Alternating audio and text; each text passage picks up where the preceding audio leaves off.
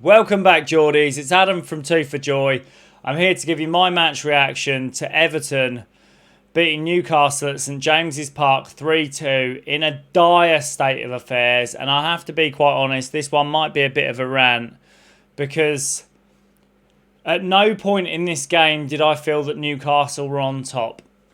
Playing at home at St James's and playing against the Toffees, realistically, the squads pale in comparison, but the managers do too. And I'm not a fan of Everton. I think both the strikers they've got up front are pretty slack, Tino Barry and Beto. But I am a fan of David Moyes. And he always makes teams difficult to beat, well organised, front-footed, play counter-attacking football, and he manages to get results.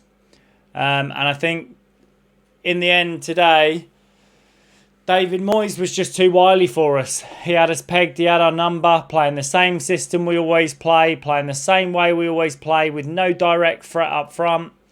And I felt like, I'll go through the players, but I felt like Newcastle made changes late on in this game to give us more pace, more of an attacking threat up front. And we started throwing balls into the box, literally crosses.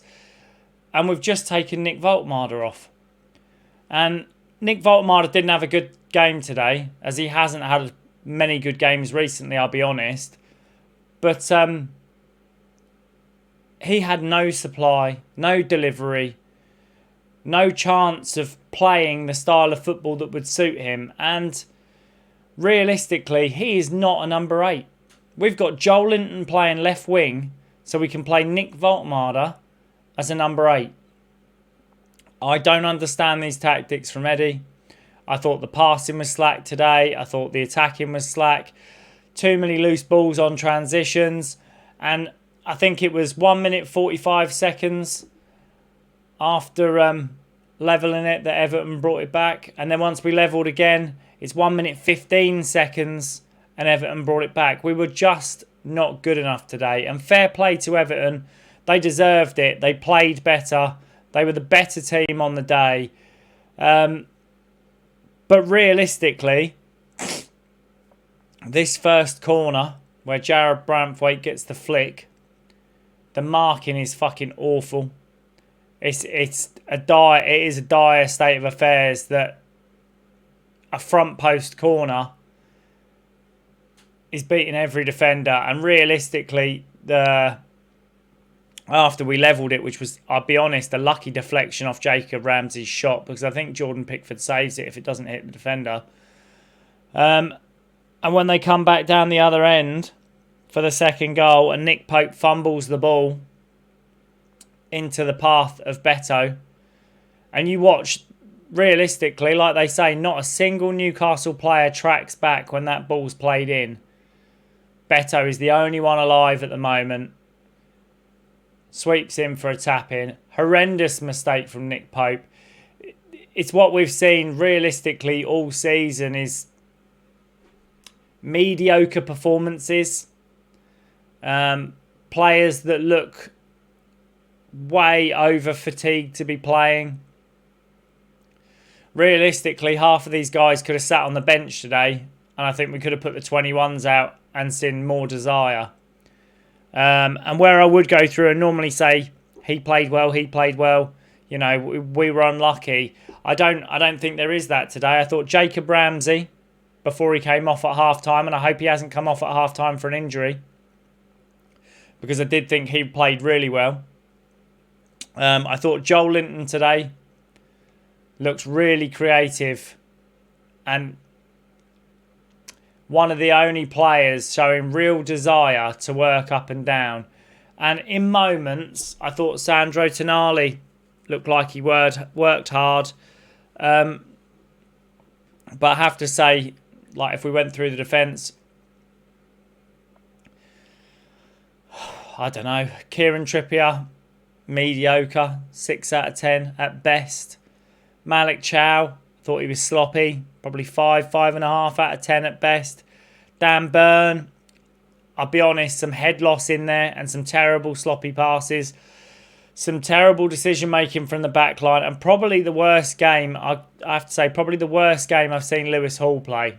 And I'll give him, everybody has an off day. Today was his off day, but he was poor today. 2 of the goals, I think he was in wrong positions, caught the wrong side of his man. And there are parts when I see Everton come forward, and Ndai, the left winger for Everton, I'll be honest, this kid looks twice the player of any winger in that Newcastle side. And I liked him. I thought we should have spent money going for players like him, more technically gifted players. And I'll go with the real issue with this squad. And it all comes back down to we don't have Bruno. We don't have any other technical players who are technically gifted enough to play passes in behind or make something happen, make something magic happen, apart from Bruno. And if you look at most teams, even Everton, Idrissa Gueye can make something happen. James Garner is a technically gifted. He can hold the ball. He can thread a pass. And Iliman Ndiaye. Three players in their midfield, or 2 midfielders and a winger, that can make something happen and change a game, and they can shut down defensively. And to be honest, like I said, they were the better team today. There were some concerning issues, which make sure you tune in tomorrow for the whistleblower, because actually when I saw the line-ho again, it's Konstantino Hatzidakis. And I looked Konstantino Hatzidakis up after Manchester City, the game against Manchester City, where I felt like he kept his flag down for balls that were played through when Man City attacked. And sure enough, he did the same thing again today for Everton and raised his flag when it was Newcastle going through, which I find it bizarre that we've had the same linesman 2 weeks in a row. But Konstantin Hatzidakis is the referee that elbowed Andrew Robertson from Liverpool, the left back. I can't remember whether it was a Premier League game or whether it was a European game, but when Andrew Robertson confronted him at half-time, I think it was, or coming back onto the pitch or off of the pitch at half-time, like I say, Robertson put his hand on Hatzidakis' arm and he shrugged him away and elbowed him, caught him in the face, had to make a public apology. There was a big drama into it, but that is the same lino that we've had for the last 2 weeks, making fucking terrible decisions. I thought the refereeing was a bit slapdash, and there's some points. I'm not going to sit here and say they were fucking terrible, everything should have been Newcastle's way. I thought the James Garner yellow card, Anthony Gordon, the tackle on Anthony Gordon, I think if you slow that down, Anthony Gordon takes his feet off the floor before Garner even makes contact with him. I think it's as good as a dive, and Anthony Gordon, he's that type of player. He's bought a foul. But then on the other hand, I'm 99% sure, I've got to watch it back, that Idrissa Gueye received treatment from a medical member of staff and wasn't asked to leave the field at about 75 minutes, which I find absolutely bizarre. And I think they're going to say, well, there was a stop in play because they were making substitutions. But if he receives medical treatment, he has to leave the field. We had it last weekend where Malik Chow didn't even receive treatment, but because the referee had called the physio onto the pitch, he told Malik Chow he had to go off. It's bizarre. Some absolutely bizarre decisions in the Premier League.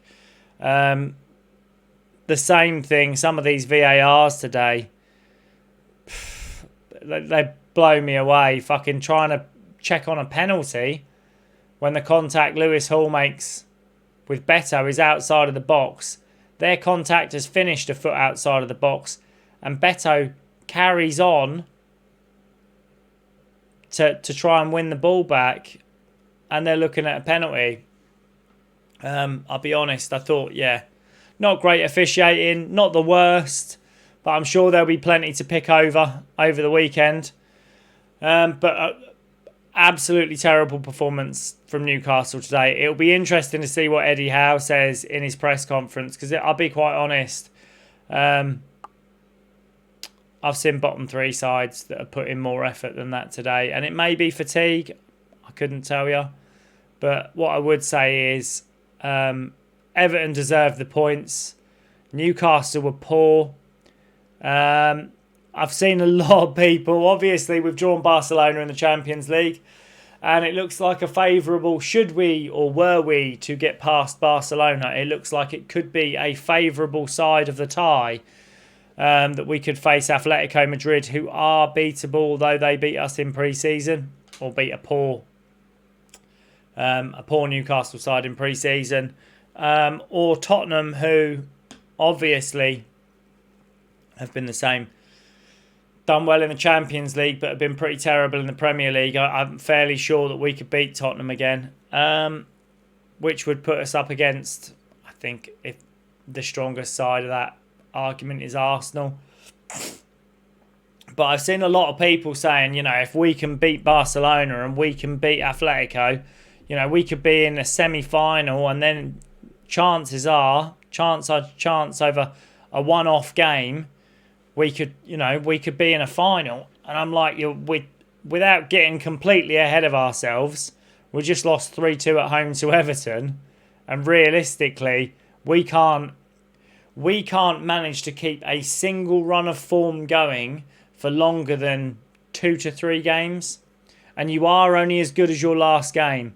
So while we might have looked okay at Man City, we looked fucking dreadful today. And I think there are questions that need to be asked. I think there are questions that need to be asked to say, should we get knocked out by Barcelona? Should we get knocked out by Man City in the Cup? And should we finish bottom half of the table? Where does that leave us?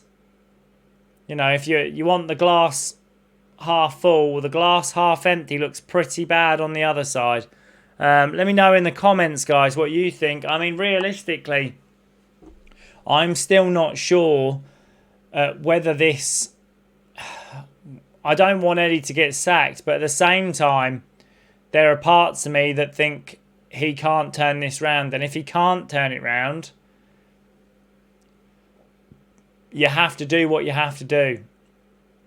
And we have to be lined up for this summer to replace enough of these players that aren't good enough in order to compete for Champions League and European football.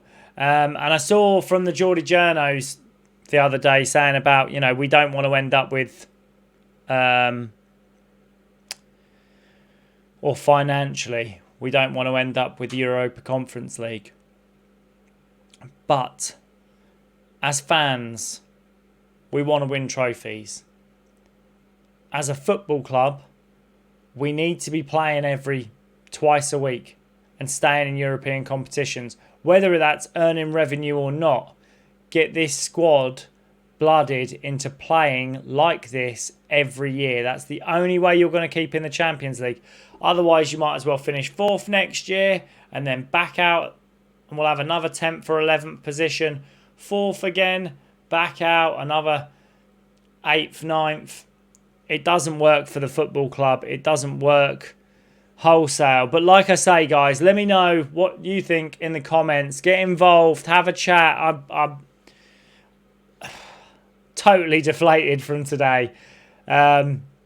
Poor performance.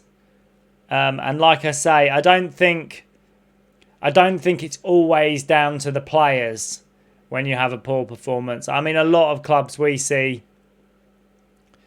you see managers get slated for how they put it out, but not an Eddie Howe team. It's always on the players, never on the manager. So, like I say, let me know down in the comments. Like and subscribe. I've got plenty more content coming up over the weekend. And I'll see you in the next one.